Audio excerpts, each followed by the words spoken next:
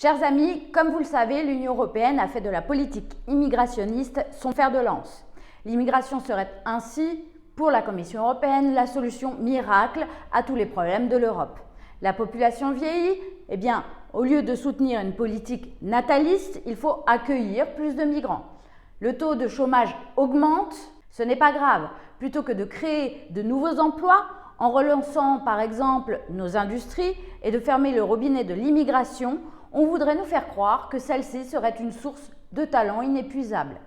Concernant l'immigration clandestine, l'Europe comme la France ont de grosses difficultés à expulser et à renvoyer chez eux ceux qui sont chez nous en toute illégalité.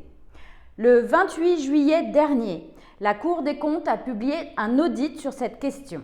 Depuis 2008, quelques 500 000 ressortissants étrangers reçoivent chaque année l'ordre de quitter le territoire de l'UE parce qu'ils y sont entrés et y séjournent de façon irrégulière. Seuls 38% d'entre eux retournent dans leur pays d'origine ou dans le dernier pays par lequel ils ont transité pour entrer dans l'UE. Un véritable constat d'échec.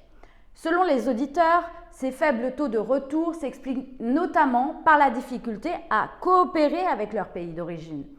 Face aux critiques de la Cour des comptes et aux pressions des députés du Rassemblement national, la commissaire européenne aux migrations, Ylva Johansson, s'est vue obligée de proposer des restrictions en matière de visa à l'encontre des pays qui ne coopèrent pas suffisamment.